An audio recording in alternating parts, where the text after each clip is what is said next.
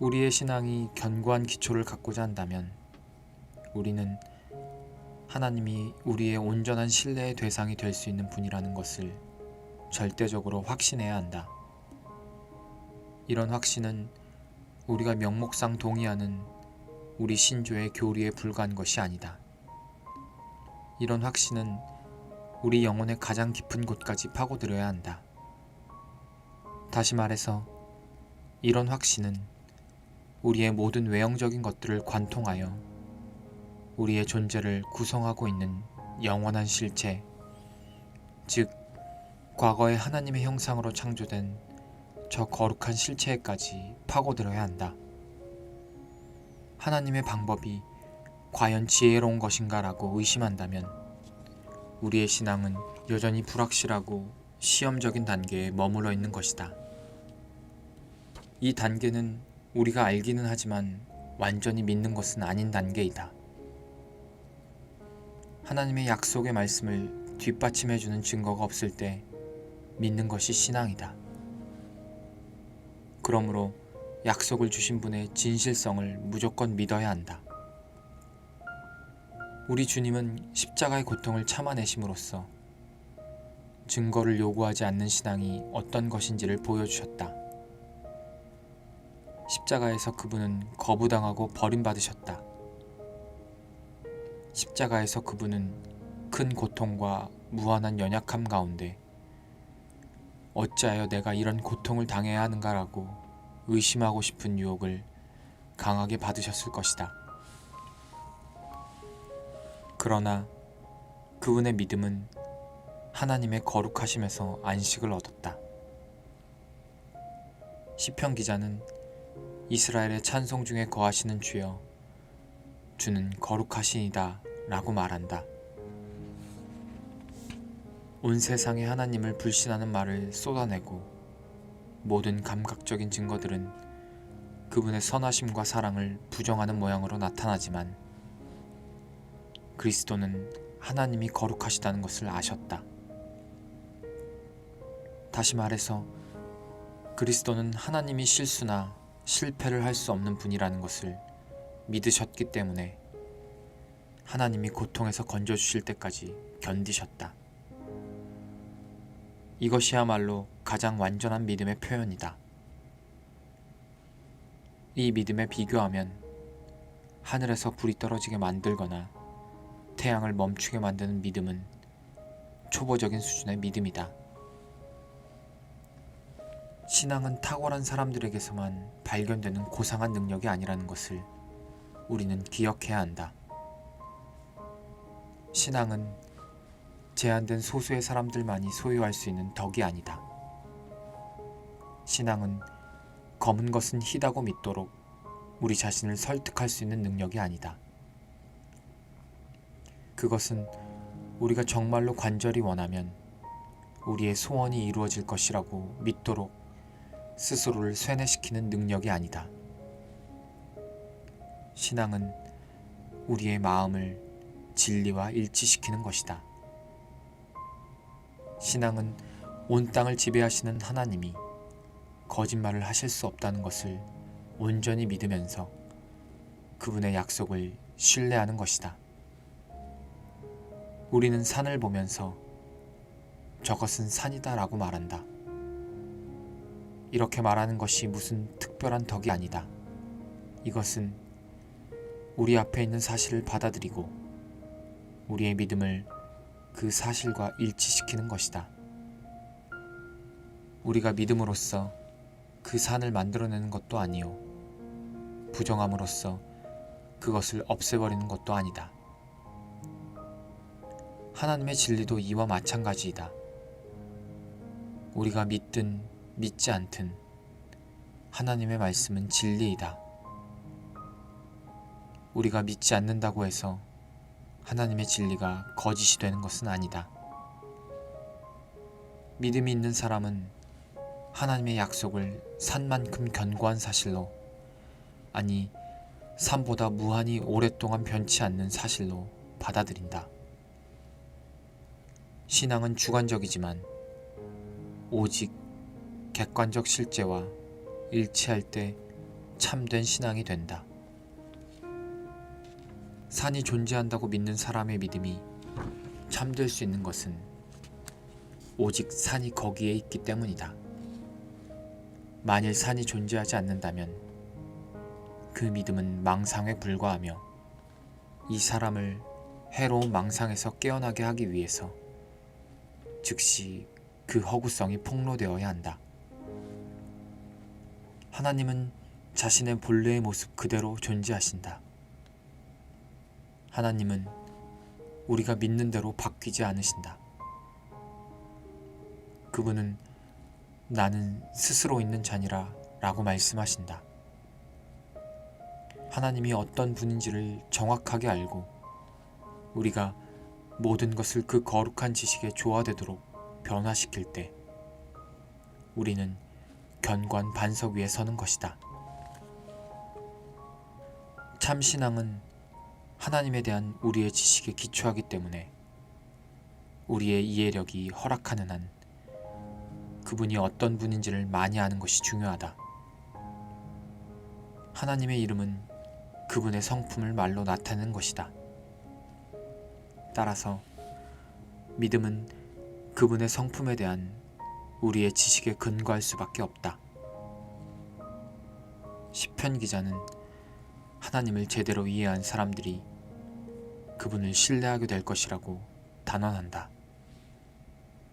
다시 말하지만 이런 신뢰는 무슨 특별한 덕이 아니다. 누구든지 진리를 알게 되면 그런 신뢰를 가질 수밖에 없다. 우리는 선한 존재를 신뢰하고 악한 존재를 신뢰하지 않도록 만들어졌다. 그러므로 불신앙은 참으로 악한 것이라고 말하지 않을 수 없다. 하나님의 성품은 그리스도인의 확신의 궁극적 근거이다. 그리스도인은 하나님의 성품에 의지하여 자신의 영적 문제들을 많이 해결할 수 있다. 어떤 사람들은 하나님이 성경시대에는 기도에 응답하셨지만 오늘날에는 그렇게 하지 않으신다고 믿는다. 또 어떤 사람들은 과거의 기적들이 이제는 되풀이될 수 없다고 믿는다. 이런 사람들은 하나님이 그 자신에 대해서 계시하신 모든 것을 거의 부정하거나 무시하는 것이다. 우리는 하나님이 언제나 하나님의 성품에 맞게 행동하신다는 것을 기억해야 한다. 이 방대한 우주의 어느 곳에서든지 하나님은 자신의 무한한 완전성에 어긋나게 행동하신 적이 없다.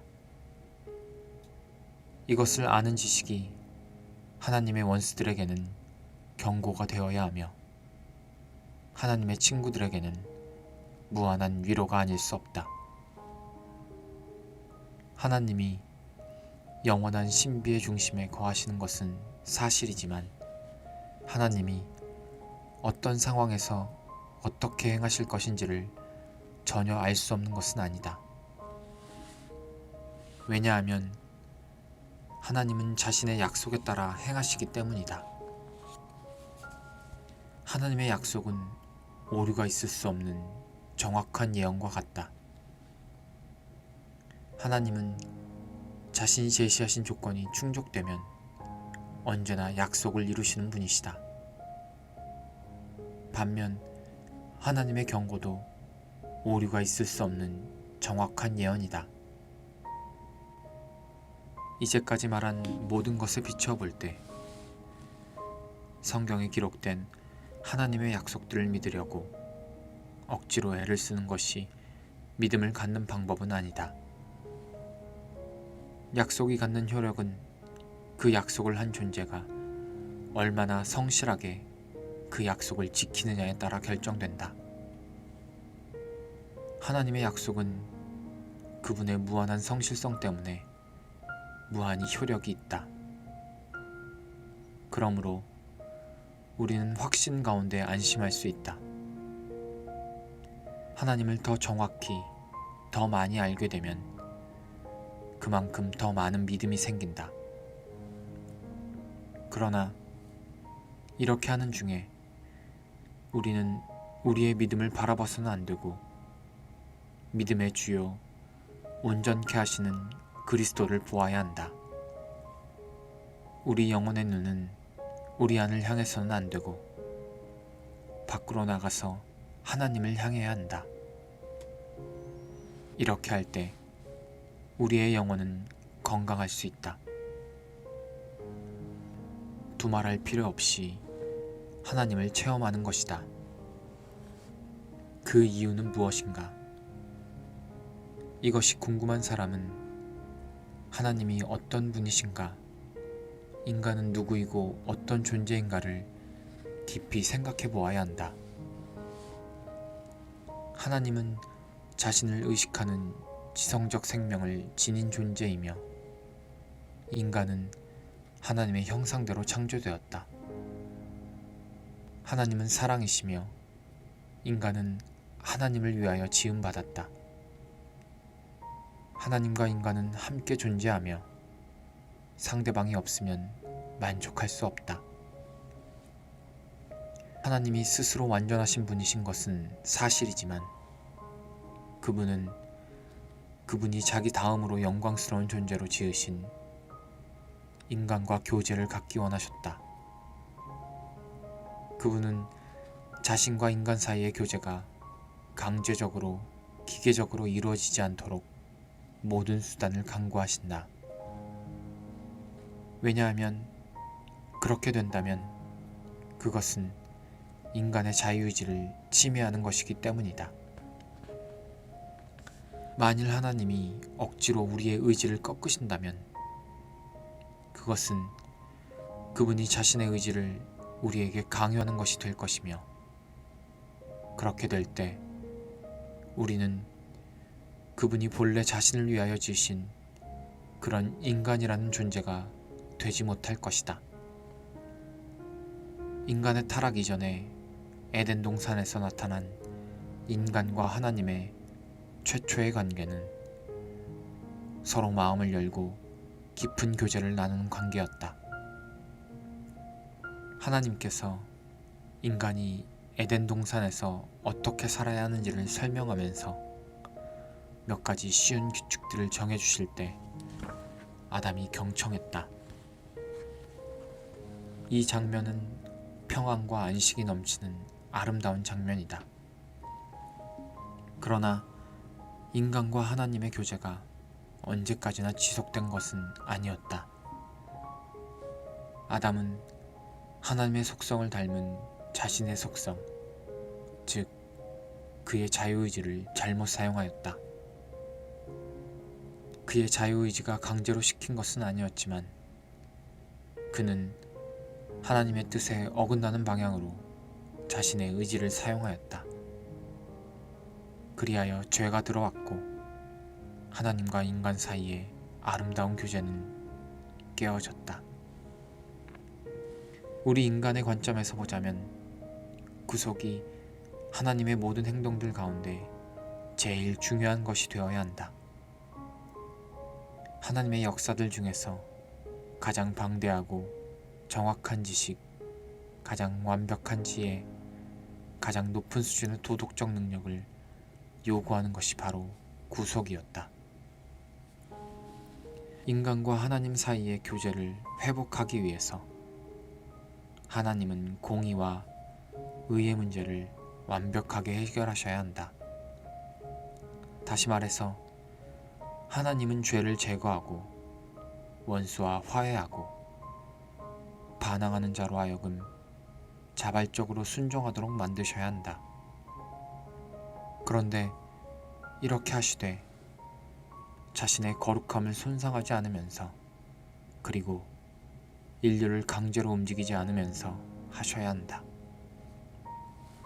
하나님이 해결해야 하셨던 문제는 서로 적대관계에 있는 두 자유의지를 조화시키는 것이었다. 이 문제는 오직 하나님만이 해결하실 수 있는 문제이다. 무한한 지혜와 능력을 가지신 하나님은 우리 주 예수 그리스도의 구속 사역을 통하여 문제를 해결하셨다. 예수 그리스도는 하나님이시며 사람이시기 때문에 인간에 대해서는 하나님을 대신하고 하나님에 대해서는 인간을 대신하실 수 있다. 예수 그리스도는 인간의 죄로 말미암아 상처를 받으신 하나님과 하나님에게서 소외된 인간 사이에 서서 양쪽의 손을 잡을 수 있는 중재자이시다. 독자들의 대다수는 우리에게 친숙한 일부 복음주의적 신학에 대해 잘 알고 있을 것이다. 그러나 문제는 그들이 이것을 단지 이론적으로만 알고 있다는 것이다. 이 진리를 체험적으로 아는 사람들이 그들 중 얼마나 되겠는가. 안타깝게도 건전한 그리스도인으로 추정되는 많은 사람들이 하나님과의 인격적인 교제에 대하여 아무것도 알지 못한다. 이것이 바로 오늘날의 기독교의 약점들 중 하나이다. 인격적 교제를 통하여 그분을 많이 알면 알수록 그만큼 더 크고 충만한 생명을 누리게 된다. 하나님을 내적으로 아는 이 지식이 너무 귀한 보물이기 때문에 다른 보물들은 이것에 비교하면 아무것도 아닌 것으로 보일 것이다. 다른 모든 것들을 희생함으로써 우리 주 예수 그리스도 안에서 하나님을 더 온전히 알 수만 있다면 우리는 기꺼이 그것들을 희생할 것이다. 하나님을 알기 위해서 우리는 하나님을 닮아야 한다. 왜냐하면 완전히 다른 두 존재는 서로 조화를 이루거나 교제를 나눌 수 없기 때문이다. 그러므로 우리는 우리의 성품이 하나님의 성품을 닮도록 모든 은혜의 방편들을 사용해야 한다. 미구엘 드 몰리노스는 이렇게 말했다. 당신의 영혼이 하나님이 거하시는 곳이요 하나님의 왕국이라는 것을 당신은 알아야 한다. 그러므로 주권자 하나님이 자신의 보좌에서 끝까지 쉬시도록 하기 위하여 당신은 열심히 노력하여 당신의 영혼을 순수하고 고요하고 평화롭고 텅 비게 만들어야 한다. 즉, 당신은 죄와 결점이 없이 순수하고 두려움이 없이 고요하고 유혹과 환난 중에도 평화롭고 집착과 욕망과 번뇌에서 벗어나 텅 비게 유지해야 한다. 하나님의 성전인 당신을 순수하게 유지하려면 당신은 언제나 마음의 평안을 유지해야 한다. 하나님이 자신의 깊으신 뜻에 따라 당신에게 어떤 일이 일어나도록 허락하시든지 간에 당신은 조금도 마음의 평안을 잃지 말고 올바르고 순수한 의도를 가지고 일하고 기도하고 순종하고 고난당해야 한다. 하나님을 더 깊이 알기 위해서 우리는 현대의 복음주의자들이 아무 근거 없이 되는 대로 설정해 놓은 목표에 머물지 말고 그 이상으로 올라가야 한다. 우리는 오직 하나님만 바라보아야 한다. 우리는 생기를 잃은 현대 기독교의 평균적 수준을 벗어나서 의도적으로 더 높이 비상해야 한다. 우리가 이렇게 할 때 사탄은 틀림없이 우리가 영적으로 교만하다고 비난하면서 우리를 시험에 빠뜨리려고 애쓸 것이며 우리의 친구들은 우리에게 거룩한 채 하지 말라 충고할 것이다. 그러나 이스라엘 민족은 적이 굳게 결심하고 저항하는 중에도 맹렬한 공격을 통해서 약속의 땅 가나안을 빼앗았다. 이와 마찬가지로 우리도 마귀의 사악하고 맹렬한 저항을 이겨내고 새로운 높은 영적 단계로 올라가야 한다. 그리스도를 아는 지식이 더 깊어질수록 우리는 여러 가지 면에서 사탄의 공격에 노출될 수밖에 없다. 그렇다고 해서 전진하지 않고 가만히 있어야 하는가? 결코 그럴 수 없다. 왜냐하면 영적으로 자기 만족에 빠져 전진하지 않는 것은 전진하는 과정에서 부딪힐 수 있는 사탄의 어떤 공격보다도 더 치명적이기 때문이다. 시험을 피하기 위해 가만히 앉아 있으면 더 큰 시험에 빠지게 되며 결국 아무것도 얻지 못하게 된다.